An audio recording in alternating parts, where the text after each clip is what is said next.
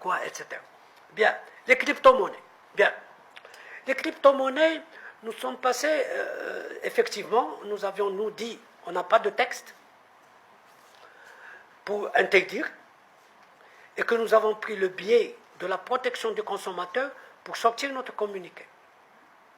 Et d'ailleurs, c'est un communiqué conjoint, ministère des Finances, Banque du Maghreb. Ce n'est pas uniquement Bien, je peux vous dire que même à ce moment-là, les organisations internationales, et en particulier le Fonds monétaire international, avaient la même position.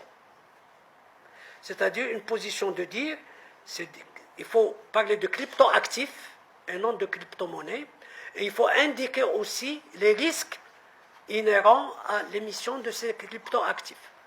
Parce qu'on a vu s'effondrer des cours d'une façon invraisemblable. Et que les gens qui veulent spéculer là-dessus prennent conscience qu'ils ont des risques en face d'eux et qu'ils assument la responsabilité de ces risques. Bien, en revenant vers le Fonds monétaire international, on voit une évolution qui est plutôt vers le fait que, pourquoi pas, en entourant, etc.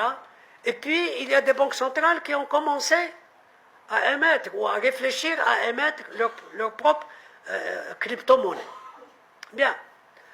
Devant ces évolutions, on s'est dit, nous, puisque nous avons adapté notre feuille de route, nous avons adopté notre feuille de route digitale, dans le cadre de cette feuille digitale, bien, il faut inscrire la crypto-monnaie.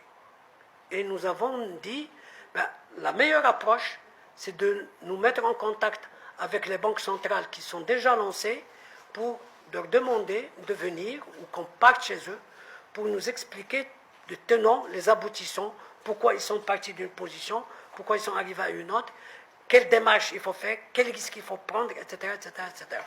Pourquoi? Ce n'est pas parce que demain nous allons émettre de la crypto-monnaie. Vous voyez, le niveau du cash ici n'est pas le niveau du cash en Suède. Suède, il n'y a pas pratiquement de cash. Donc, ici, nous sommes à 90% au niveau du cash. Donc, par conséquent, on s'est dit, le mieux, c'est que nous nous préparons sur le plan interne, sur le plan à la fois de l'analyse, de la réflexion, de voir le pour, le contre, qu'est-ce que ça exige, les ressources humaines, etc., de nous mettre déjà en rapport avec les banques qui se sont lancées et de pouvoir nous-mêmes essayer d'examiner à l'avance ce problème-là. Pour le moment venu, au moins on a un dossier d'analyse qui est déjà prêt pour analyser le pour, le contre, etc. Voilà où est-ce que nous en sommes.